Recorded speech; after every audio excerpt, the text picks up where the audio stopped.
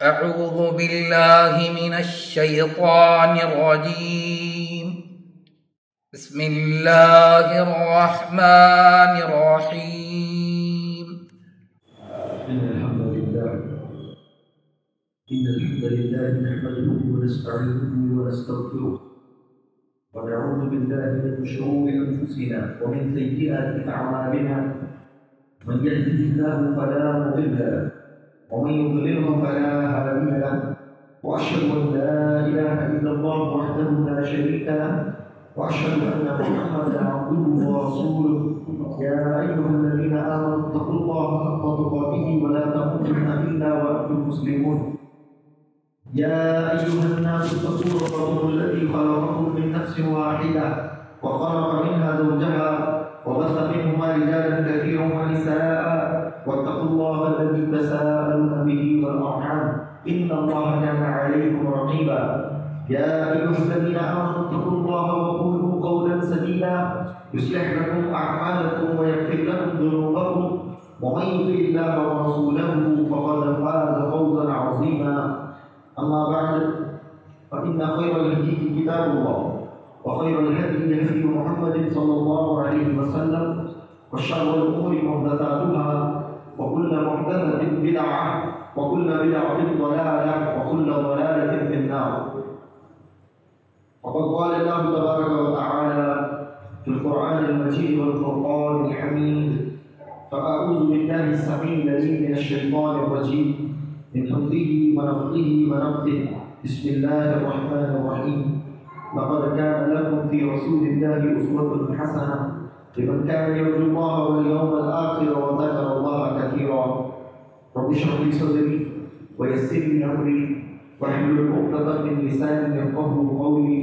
رب زدني علما. سبحانك لا علم لنا إلا ما علمتنا إنك أنت العليم الحكيم. معزز حاضرین، ہر قسم کی تعریف، بزرگی، بڑائی، کبریائی اللہ رب العالمین کے لیے لائق و زیبا ہے، اور درود و سلام ہو تمام انبیاء کرام پر، بالخصوص ہمارے دلوں کی دھڑکن حضرت محمد مصطفیٰ صلی اللہ علیہ وآلہ وسلم کی ذات اقدس پر. اللهم صل على محمد وعلى آل محمد كما صليت على إبراهيم وعلى آل إبراهيم إنك حميد مجيد. اللهم بارك على محمد وعلى آل محمد كما باركت على إبراهيم وعلى آل إبراهيم إنك حميد مجيد.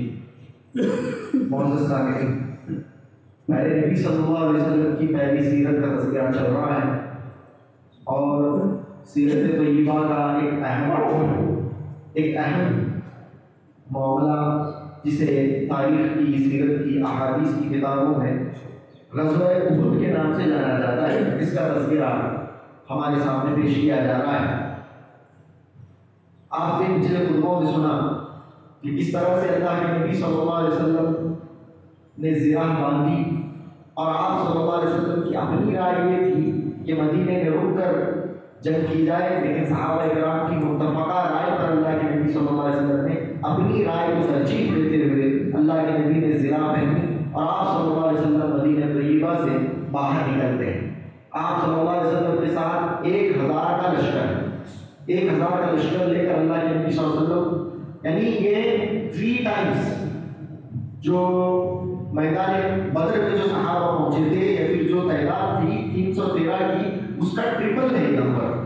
یعنی 1000 کا لشکر لے کر اللہ کے نبی صلی اللہ علیہ وسلم احد کی طرف اللہ کے نبی صلی اللہ علیہ وسلم بڑھتے ہیں، اور راستے میں جو معاملات پیش آتے ہیں اس کا بھی میں نے آپ کے سامنے تذکرہ کیا کہ اللہ کے نبی صلی اللہ علیہ وسلم نے کس طرح سے کم عمر صحابہ کرام کو، جن کے ایمان کی حرارت تو بہت زیادہ تھی لیکن ان کی اپنی عمر کم تھی، آپ صلی اللہ علیہ وسلم نے احادیث کی کتابوں، سیرت کی کتابوں کے مطابق 15 سال کی عمر مقرر کی تھی. 15 سال کم سے کم، 15 سال ایلیجبلٹی ایج تھی.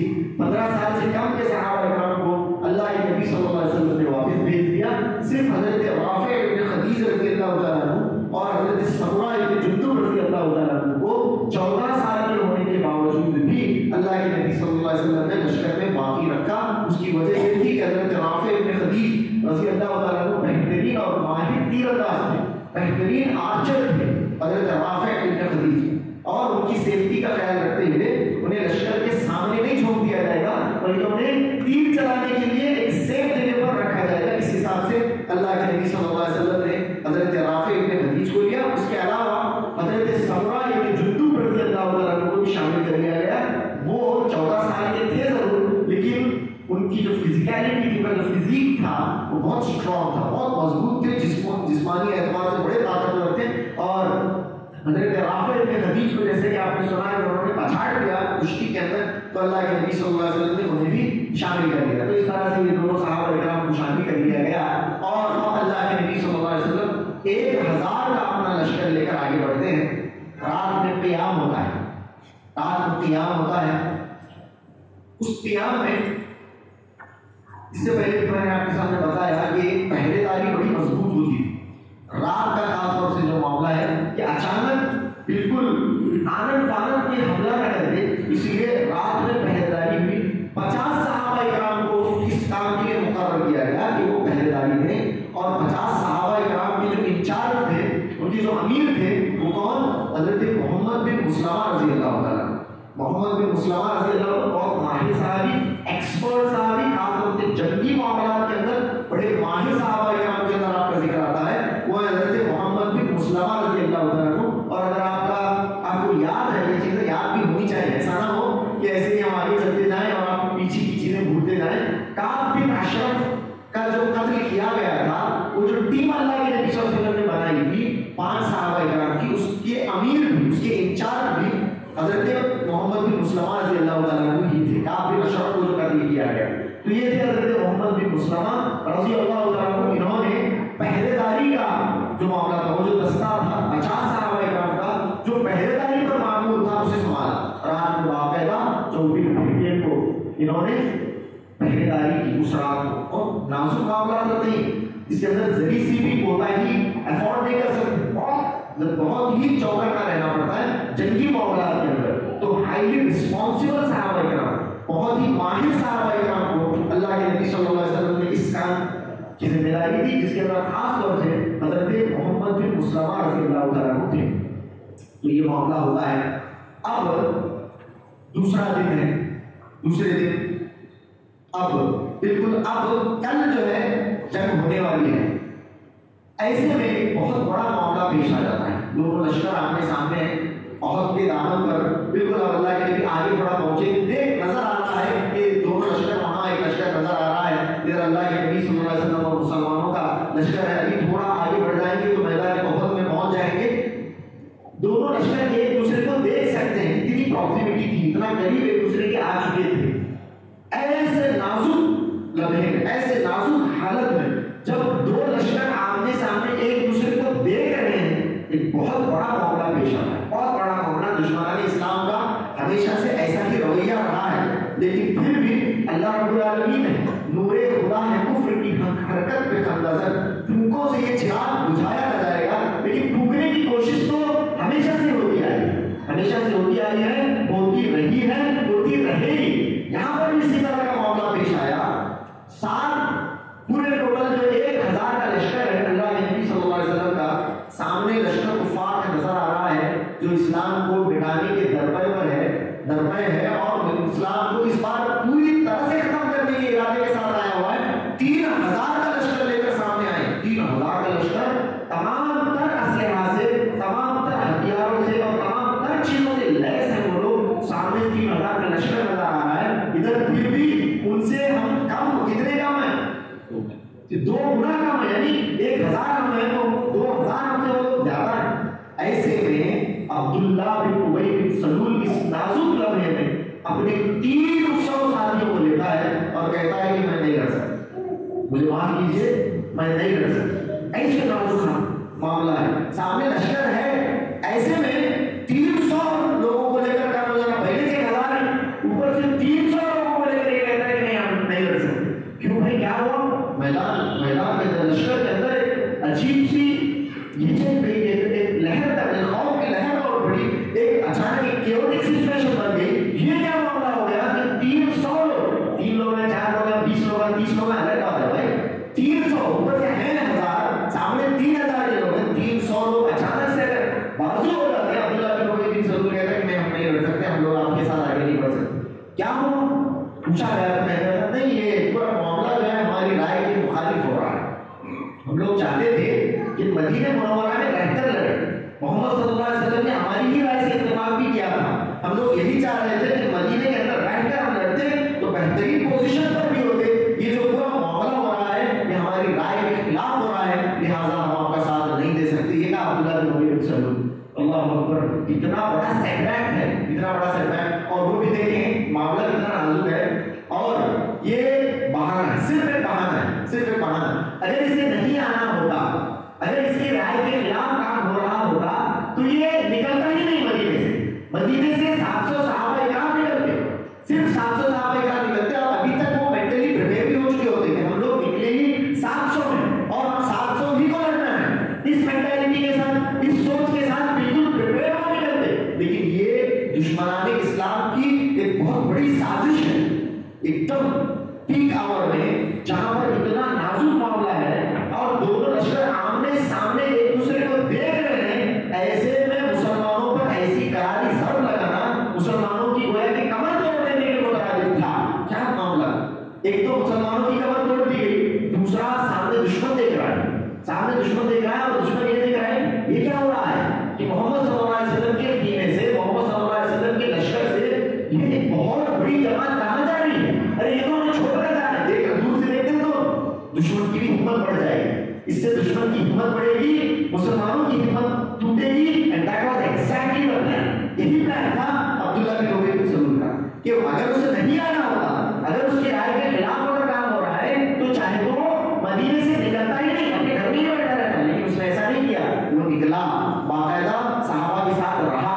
لیکن اب ایسے موقع پر, ایسے وقت پر جب اتنا خطرناک سچویشن آ گئی ہے, ایسے میں دشمن جب سامنے ہے, ابھی بھی کل بھی نکل سکتا تھا, پرسوں بھی نکل سکتا تھا, نہیں, اس نے کیا کیا, بالکل دشمن کے سامنے آنے کا انتظار کیا. جب دشمن دیکھ رہا ہو تب اپنے 300 ساتھیوں کو لے کر چلا جاتا ہے. اللہ اکبر, کتنی بڑی سازش, کتنی بڑی سازش. اور مسلمانوں کا اس وقت حال کیا ہو گیا ہوگا اگر کوئی کفار لوگ ہوتے, اگر یہ معاملہ مسلمانوں کے ساتھ نہ ہو کے کفار کے ساتھ ہوتا تو وہ تو جنگ کینسل کر کے وہیں سے بھاگ کھڑے ہوتے. یہ تو مسلمانوں کا معاملہ ہے, ہمارے ایمان کی حرارت اور اللہ رب العالمین کی ذات پر توکل کا یہ معاملہ ہوتا ہے کہ مسلمان پیچھے نہیں ہٹتا, یہ الگ بات ہے. لیکن اس طرح اس وقت اپنے آپ کو سنبھالنا, اس وقت اللہ کے نبی صلی اللہ علیہ وسلم کی یہ قوم کو سنبھالنا کس قدر مشکل ہوا ہوگا, اور ہمتیں ٹوٹ جاتی ہیں. قرآن میں اس کا ذکر ہے, قرآن میں اس کا ذکر ہے. ایک تو یہ 300 لوگ چلے جائیں گے, یہاں پر اس کا ایک برا اثر لشکر پر بھی پڑا. انیشلی کچھ لمحات کے لیے 700 لوگ ہیں, لیکن اس کے اندر 700 لوگوں میں اوس اور خزرج کے قبیلے, مختلف قبیلوں کے لوگ بھی تھے. اوس سے بنو حارثہ کے چند لوگ تھے, ایک قبیلہ مسلمانوں کا, اور خزرج سے ایک بنو حارثہ اور ایک اور قبیلہ جو خزرج سے تعلق رکھتا تھا. اس طرح سے یہ دو قبیلے تھے, دو قبیلے. انہوں نے دیکھا کہ عبداللہ بن ابی بن سلول اپنے 300 ساتھیوں کو لے کر جا رہا ہے, یہاں پر ہم صرف 700 رہ جاتے ہیں, سامنے 3000 کا لشکر جرار اپنے پورے ساز و سامان کے ساتھ لیس نظر آ رہا ہے. یہ تو خودکشی کے مترادف ہے. اس طرح کے شیطانی خیالات آتے ہیں, اس طرح کے شیطانی خیالات ان کے دلوں میں, صحابہ ہیں ان کے دلوں میں اس طرح کے خیالات آنے لگے. یہ تو خودکشی کے مترادف ہوگا. اس طرح کے خیالات آنے لگے. قریب تھا کہ وہ مڑ جاتے, قریب تھا کہ وہ بھی عبداللہ بن ابی کے ساتھ ہو لیتے. ایسا معاملہ آ گیا سچویشن, ادھر سے اوس سے ایک قبیلہ, خزرج سے ایک قبیلہ, یہ بھی واپس جانے ہی والے تھے. اللہ رب العالمین نے قرآن میں فرمایا اذ هم الطائفتان منكم ان تفشلا اللہ ولیہما وعلی اللہ فلیتوکل المتوکلون. اللہ نے فرمایا اذ هم الطائفتان منكم ان تفشلا, اے نبی صلی اللہ علیہ وسلم اس وقت کو یاد کیجئے جب تم میں کے دو گروہوں نے پست ہمتی کا مظاہرہ فرمایا, پست ہمتی کا مظاہرہ فرمایا. ان لوگوں کی ہمت پست ہو گئی. آپ میں سے, منکم کا مطلب کیا ہے, آپ میں سے, طائفتانی دو گروہ, دو قبیلے, دو گروہ پست ہمتی کا شکار ہو گئے, پست ہمتی کا شکار ہو گئے. عبداللہ بن ابی تو تھا ہی, وہ تو مسلم تھے, وہ گئے. لیکن اللہ رب العالمین دیکھیے, ایمان اگر کسی کے دل میں ہے, کوئی مومن ہے, اگر وہ خوف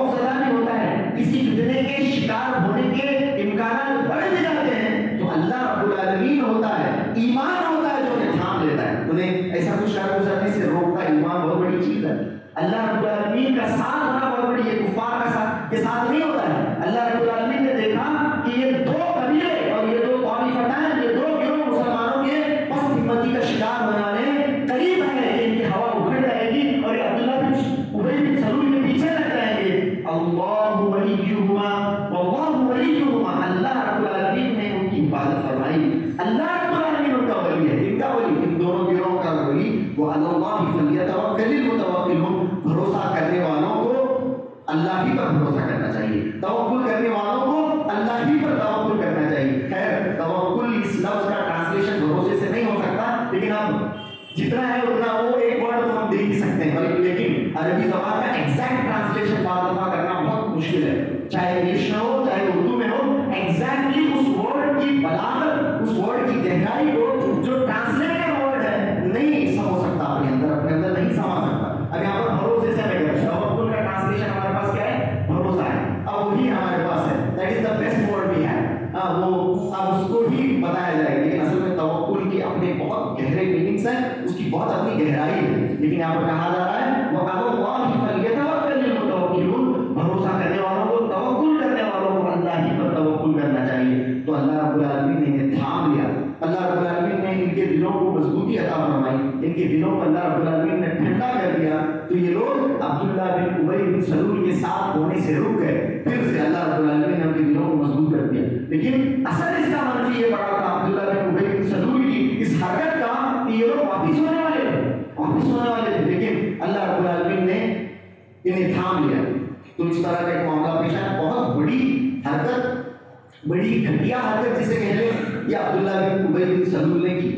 یہ منافق تھا اور اس نے اپنی پوری زندگی مسلمانوں، رسول اسلام، مسلمانوں، اہل اسلام کو ہر ممکن تکلیف دینے کی کوشش کی. ہر طرح سے یہ کوئی بہانہ نہیں چھوڑنا چاہتا تھا مسلمانوں کو تکلیف دینے کا. وہ چاہتا یہ تھا کہ یہ 700 مٹھیور مسلمان جو ہیں اب پورے کے پورے ختم ہو جائیں اور اس کی سربراہی کے لیے، اس کی بادشاہ کے لیے راہ ہموار ہو جائے. اب جیسے کہ وہ اللہ کے نبی صلی اللہ علیہ وسلم کی آمد سے پہلے پورے مدینے والوں کا لاڈلا تھا اور اسے بادشاہ بنایا جا چکا تھا لگ، لیکن چونکہ اللہ کے نبی صلی اللہ علیہ وسلم کی آمد کی وجہ سے اس کی بادشاہ دھری رہ گئی تھی. وہ چاہتا تھا کہ اس کا ایک جو ڈیزائر ہے جو کہ نہیں فلفل ہو سکا تھا، اب وہ فلفل ہو جائے. یہ 700 مسلمان میدان جنگ میں ختم ہو جائیں اور وہ مدینے جائے اور اپنی سربراہی گھوشت کر دے. اس طرح کا اس کا معاملہ تھا. تو اللہ رب العالمین نے اسے اس کی سازش میں یقیناً ناکام فرمایا. تو یہ بہت بڑا معاملہ پیش آتا ہے، یہ ایک معاملہ پیش آیا. اس کے بعد اللہ کے نبی صلی اللہ علیہ وسلم آگے بڑھتے ہیں. دیکھیے اللہ کے نبی صلی اللہ علیہ وسلم کے بارے میں اس سے پہلے بھی میں نے آپ کے سامنے بتایا ہے کہ آپ نمونہ ہیں، آپ سے بہترین انسان زمین کے اوپر اور آسمان کے نیچے پیدا نہیں ہوا ہے. اللہ رب العالمین کی تمام تر مخلوقات کا آپ تاج ہیں. آپ صلی اللہ علیہ وسلم بہترین نمونہ ہیں. آپ صلی اللہ علیہ وسلم ہر اعتبار سے نمونہ ہیں، ایگزمپلری ہیں. آپ صلی اللہ علیہ وسلم، آپ جنگ کے جو کمانڈر ہیں اس اعتبار سے ایگزمپلری ہیں. یہ 300 لوگ چلے گئے تھے لیکن اللہ کے نبی صلی اللہ علیہ وسلم نے لوگوں کے اندر روح پھونکی، ان کے اندر ہمت اللہ کے نبی صلی اللہ علیہ وسلم نے باندھی. ان کے اندر اللہ کے نبی صلی اللہ علیہ وسلم نے ایک ایسی روح پھونکی، ایک ایسی لہر آئی. اللہ کے نبی کھڑے ہوئے صلی اللہ علیہ وسلم اور بہترین تقریر اللہ کے نبی صلی اللہ علیہ وسلم نے فرمائی اور واپس صحابہ کرام کے دلوں کو مضبوط اللہ کے نبی صلی اللہ علیہ وسلم نے کر دیا. اور آپ کی باتیں بھی وسیع تھیں. آپ کی باتیں، آج آپ صلی اللہ علیہ وسلم کی باتیں ہم نقل کرتے ہیں، آپ کی حدیثیں بیان کی جاتی ہے تو اثر کیسے ہوتا ہے؟ لوگوں کے جذبات اڑ جاتے ہیں. اللہ کے نبی کی باتیں، اللہ کے نبی کی زبانی، آپ صلی اللہ علیہ وسلم کی باتیں، آپ صلی اللہ علیہ وسلم کی زبانی جب لوگوں کے سامنے پہنچتی تھی تو لوگوں کے دلوں کا کیا حال ہوتا ہوگا، کیسی ہمت بنتی ہوگی اور ایمان کے درجے کس قدر بلند ہوتے ہوئے ہوگی. سبحان اللہ. اللہ کے نبی کھڑے ہوئے بہترین تقریر اللہ کے نبی صلی اللہ علیہ وسلم نے فرمائی اور صحابہ کرام کے دل اور ان کی دھارس اور ان کی ہمت ہوا ہے کہ واپس بن گئی اور ایسی بن گئی کہ پہلے سے زیادہ اب وہ لوگ اپنے آپ کو مضبوط محسوس کرنے لگے. سبحان اللہ. یہ اللہ کے نبی صلی اللہ علیہ وسلم نے کیا. پھر ایک بہترین جگہ کا اللہ کے نبی نے انتخاب فرمایا. آپ صلی اللہ علیہ وسلم آگے بڑھے میدان احد میں، وہاں پر بہترین جگہ کا اللہ کے نبی صلی اللہ علیہ وسلم نے انتخاب فرمایا. بہترین سامنے ہوں، کفار ہیں وہ بھی آ رہے ہیں، وہ بھی اب سیٹل ہونے والے ہیں، وہ بھی اپنا خیمہ ڈالنے والے ہیں. ادھر مسلمان. آپ صلی اللہ علیہ وسلم نے چوبیر دیکھا جیسے کہ جنگ بدر کے اندر بھی اس طرح کے معاملات پیش آئے ہیں. یہاں پر بھی آپ صلی اللہ علیہ وسلم نے بہترین جگہ کا انتخاب وہاں پر آپ صلی اللہ علیہ وسلم نے پڑاؤ ڈالا. ایک طرف پوری طرح سے احد ہے, احد کا پہاڑ ہے ایک طرف, وہاں سے دشمن کسی طرح سے حملہ نہیں کر سکتا کیونکہ احد کا پہاڑ ہے. ایک طرف جو ہے ایک اور چھوٹا سا ٹیلا ہے, ٹیلا ایک پہاڑ ہے, بہت بڑا پہاڑ نہیں ہے, وہ ایک چھوٹا سا پہاڑ ہے, وہاں سے دشمن آ سکتا ہے, وہاں سے دشمن آ سکتا ہے. سامنے وہ چوبیر, پیچھے سے, یہ تین راستوں سے دشمن نہیں آ سکتا. اسے پوری طرح سے پیک, ایسا جگہ ہی اللہ کے نبی نے چنا ہے کہ دشمن وہاں سے حملہ نہیں کر سکتا کیونکہ وہاں پر پہاڑ ہے. اس طرف سے دشمن حملہ کر سکتا ہے. تو وہاں پر اللہ کے نبی صلی اللہ علیہ وسلم نے, یہ مشہور واقعہ ہے, آپ نے سنا ہوگا, 50 صحابہ کرام کو تعینات فرمایا. کتنے؟ 50 صحابہ کرام, اور بہترین آرچرز, بہترین تیر انداز جو تھے اپنے لشکر کے, بہترین تیر اندازوں کو اللہ کے نبی صلی اللہ علیہ وسلم نے یہاں تعینات فرمایا. 50 صحابہ کرام, پورے 50 صحابہ کرام, اور ان کے ہیڈ, ان کے انچارج کون؟ حضرت عبداللہ بن جبیر رضی اللہ تعالیٰ عنہ. عبداللہ بن زبیر میں عبداللہ بن جبیر رضی اللہ تعالیٰ, حضرت عبداللہ بن جبیر رضی اللہ تعالیٰ عنہ کو ان کا امیر اللہ کے نبی صلی اللہ علیہ وسلم نے مقرر کیا. 50 صحابہ کرام کو اللہ کے نبی صلی اللہ علیہ وسلم نے وہاں پر تعینات فرمایا. 50 صحابہ کرام تھے ادھر اس ٹیلے کے اوپر. اس ایک چھوٹا سا, یہاں جو لوگ گئے ہیں, حج کو گئے ہیں, عمرے کے لیے گئے ہیں, تو ٹورسٹ جو ہوتے ٹورسٹ کو لے کر جاتے ہیں وہاں پر اس طرح کے تاریخی مقامات کو دکھانے کے لیے. تو آپ نے دیکھا بھی ہوگا, سارا منظر دیکھا ہوگا آپ نے, میدان احد بھی دیکھا ہوگا. اور یہ جو پہاڑی جس کا میں ذکر کر رہا ہوں وہ پہاڑی بھی ہے, گرچہ وہ چھوٹی ہو چکی ہے لیکن وہ پہاڑی بھی ہے. اسے جبل رومان کہا جاتا ہے, آج بھی اس کا نام ہے جبل رومان. رومان کا مطلب کیا ہے؟ تیر اندازوں کا پہاڑ. جبل بولے تو پہاڑ, رومان, رومان جو ہے رامنس یعنی تیر انداز کی جمع, رومان یورل. تو جبل رومان اسے کہا جاتا ہے, آج بھی وہ پہاڑی ہے.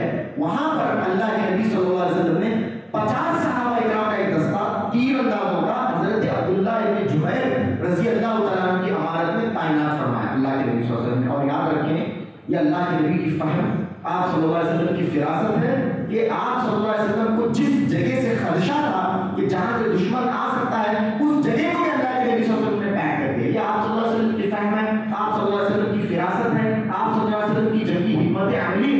یہ اللہ کے نبی صلی اللہ علیہ وسلم بالکل ایکسٹرا آرڈینری, ایگزمپلری, آپ صلی اللہ علیہ وسلم ایکسیپشنل تھے اللہ کے نبی صلی اللہ علیہ وسلم اس ساری حکمت عملی میں. تو یہاں پر اللہ کے نبی نے تعینات کر دیا. اور دیکھیں یہاں پر, اور میں چاہوں گا کہ ان الفاظ کو آپ یاد بھی رکھیں. مجھے بعد میں اس سے دلیل لینی ہے, بعد میں اس سے اہم دلیل لینی ہے آنے والے خطبوں میں, لیکن ان الفاظ کو آپ یاد رکھیں. بخاری شریف کی حدیث ہے, پوری جو حدیث میں بیان کر رہا ہوں بخاری شریف کی ہے.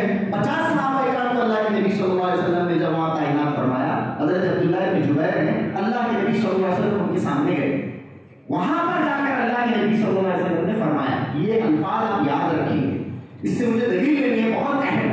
اللہ کے نبی صلی اللہ علیہ وسلم نے فرمایا, ان رأیتمونا سختفنا الطیر, اگر تم دیکھو, دیکھیے اس سے بہتر اللہ کے نبی کیا بول سکتے, اللہ کے نبی صلی اللہ علیہ وسلم اس سے اور بہتر کیا بول سکتے. آپ صلی اللہ علیہ وسلم نے صحابہ سے کہا, ان رأیتمونا تختفنا الطیر فلا تمنعوا, اگر تم دیکھو کہ ہم جنگ ہار چکے ہیں اور ہماری لاشوں کو پرندے نوچ کر کھا رہے ہیں, تب بھی تم یہاں سے نہیں ہلو گے, تب بھی تم اس جگہ کو نہیں چھوڑو گے. اللہ کے نبی صلی اللہ علیہ وسلم, ان بخاری کے الفاظ ہیں, بخاری کے الفاظ, اللہ کے نبی صلی اللہ علیہ وسلم کی زبان مبارک کے الفاظ بیان کر رہا ہوں. ان رأیتمونا تختفنا الطیر فلا تمنعوا, اگر تم دیکھو کہ پرندے ہمیں نوچ کر کھا رہے ہیں, تم یہاں سے نہیں ہلو گے, تم یہاں اس جگہ کو نہیں چھوڑو گے. یہ اللہ کے نبی نے فرمایا. ان رأیتمونا, اور اگر تم دیکھو, اوضعناہم حزمناہم, اگر تم دیکھو کہ ہم نے اس لشکر کو ادھیڑ دیا ہے, ہم فتح یاب ہو چکے ہیں اور ہم لوگوں نے انہیں بھگا دیا ہے, ہم لوگوں نے انہیں پوری طرح سے کھڑے دیا ہے, اگر تم ایسا دیکھو فلا تمنعوا, تم یہاں سے نہیں ہلو گے. اللہ کے نبی نے کہا تم یہاں سے بالکل نہیں ہلو گے. دونوں صورتوں میں, اگر ہم شکست پا چکے ہیں, پرندے ہمیں نوچ کر کھا رہے ہیں, یہاں سے تم نہیں ہلو گے. دوسری صورت میں اگر ہم فتح یاب ہو چکے ہیں, اگر وہ لوگ بھاگ کھڑے ہو چکے ہیں, اگر ہم نے انہیں اکھیڑ دیا ہے, اگر ہم نے انہیں بھگا دیا ہے, ایسی صورت میں بھی تم یہاں سے نہیں ہلو گے. اللہ کے نبی صلی اللہ علیہ وسلم نے بہترین الفاظ کا چناؤ فرمایا. اللہ کے نبی صلی اللہ علیہ وسلم میڈ اٹ ایبسلیوٹلی کلیئر. یہاں کسی قسم کے ابہام کی, میں آپ سے پوچھتا ہوں, کوئی گنجائش نہیں باقی ہے کسی قسم کا اس بات کو, جو لوگ وہاں پر تھے, کہ اللہ کے نبی صلی اللہ علیہ وسلم نے ابھی یوں کہا ہوتا, مس انڈرسٹینڈنگ ہوئی, کوئی ابہام باقی نہیں, کیونکہ اللہ کے نبی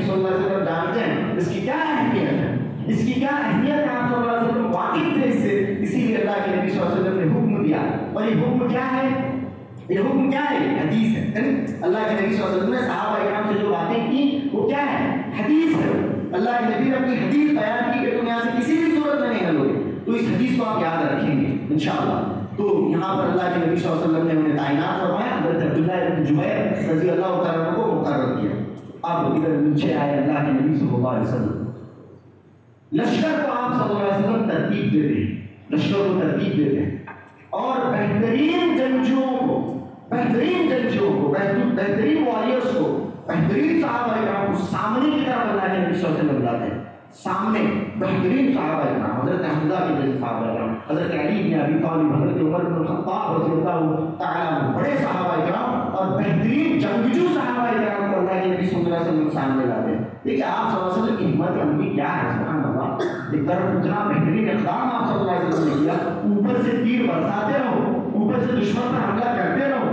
یہ اللہ کے نبی صلی اللہ علیہ وسلم نے وہاں پر ایک طرف مقرر کیا. تو ایک طرف آپ صلی اللہ علیہ وسلم نے کہا کہ سامنے بہترین جنگجو رہے، سامنے پست ہمت جنگجو رہے، لیکن تھوڑا بہت زیادہ اتنے ہمت والے نہیں ہیں. جنگی اسکلز اتنے ان کے ساؤنڈ اگر نہیں ہیں تو ہو سکتا ہے کہ وہ لوگ ہار جائیں اور وہ لوگ حملہ ان کے اوپر ہو جائے اور سامنے دشمن کی ہمت بڑھ سکتی ہے. سامنے اگر جو پہلی صف ہے مسلمانوں کی، اگر وہ پہلی صف کسی طریقے سے ڈھہ گئی، اگر سامنے کمزور مسلمان ہیں، کمزور صحابہ کرام ہیں جنگی اعتبار سے، اگر دشمن نے سب سے پہلے اس سامنے کی صف کو ختم کر دیا، ہو سکتا ہے کہ دشمن کے حوصلے سے بڑھ جائیں اور دشمن بعد پوری ہمت کے ساتھ حملہ کرے. اسی لیے اللہ کے نبی نے کہا سامنے کی جو صفیں رہیں گی بہترین صحابہ کرام کی صفیں رہیں گی، جس سے سامنے سے ہم یہ حملہ کریں گے، حملہ ایسا کریں گے کہ سامنے والوں کو یہ لگے کہ سامنے کے لوگ اتنے خطرناک ہیں تو پیچھے کا لشکر بھی ایسا ہی ہوگا، پیچھے کا لشکر بھی ایسا ہی ہوگا، تو وہ لوگ پیچھے ہٹنا شروع ہوں گے.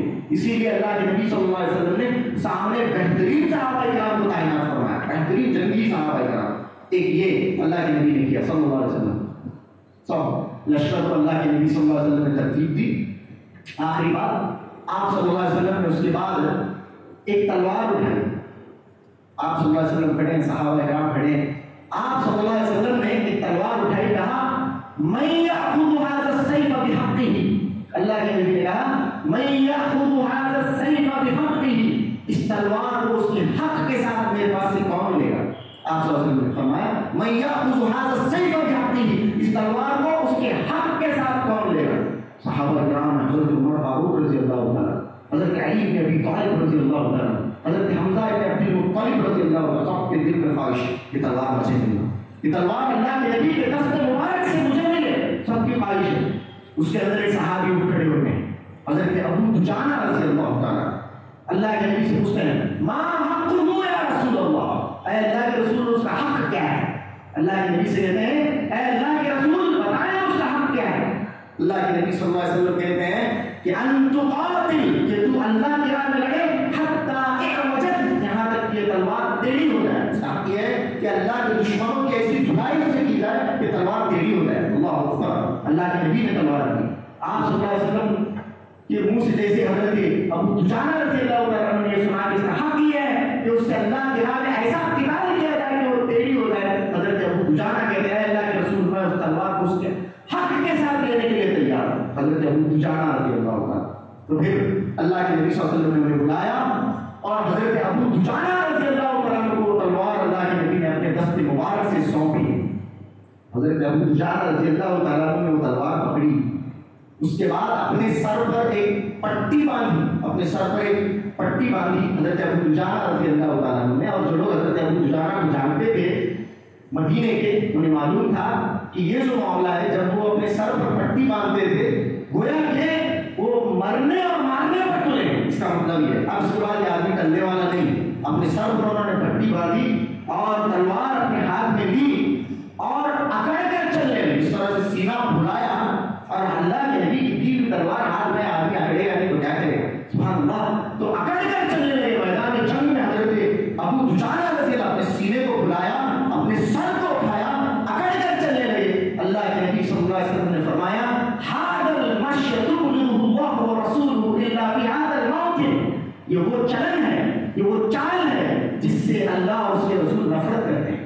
یہ وہ چال ہے جس سے اللہ اور اس کے رسول نفرت کرتے ہیں. الا فی مثل هذا الموطن، سوائے اس موقع. سوائے اس موقع کی. یہ وہ چال ہے جس چال میں حضرت ابو دجانہ چل رہے ہیں, سینہ پھلایا ہوا ہے, اپنا سر اٹھایا ہوا ہے اور آنکھیں پھیلائی ہوئی ہیں, ہاتھ میں اللہ کے رسول کی دی ہوئی تلوار ہے, اور وہ دم دراتے ہوئے میدان جنگ کر معائنہ کر رہے ہیں, گھوم رہے ہیں. اللہ کے نبی نے فرمایا ایسی چال ہے جو اللہ کو سخت ناپسند ہے, جس کے اللہ کے رسول کو سخت ناپسند ہے. الا فی مثل هذا الموقف, سوائے اس موقع, اس موقع میں ایسی ہی چال کی ضرورت ہے, اس موقع میں ایسی ہی چال چاہیے. اگر اللہ کے نبی کی دی ہوئی تلوار ہاتھ میں آ جائے تو ایسی چال تو آنی بنتی تھی. اوپر سے حضرت ابو دجانہ رضی اللہ عنہ کی ہسٹری بھی ایسی ہی تھی کہ وہ بہت بڑے جنگجو تھے صحابی حضرت ابو دجانہ رضی اللہ عنہ. تو اس طرح کا معاملہ پیش آیا حضرت ابو دجانہ کا, جب رومان کے اوپر اللہ کے نبی نے 50 صحابہ کرام کو تعینات فرمایا. صحابہ کرام کے در سے اللہ کے نبی نے صلی اللہ علیہ وسلم ترتیب دی. انشاءاللہ اس کے بعد جنگ احد کے کیا معاملات پیش آتے ہیں آئندہ خطبات میں ہم دیکھنے کی کوشش کریں گے. آخر میں اللہ سے دعا ہے کہنے اور سننے سے زیادہ عمل کی توفیق عطا فرمائے. وآخر دعوانا الحمد للہ رب العالمین وصلی اللہ علی نبینا محمد وآلہ وصحبہ وسلم.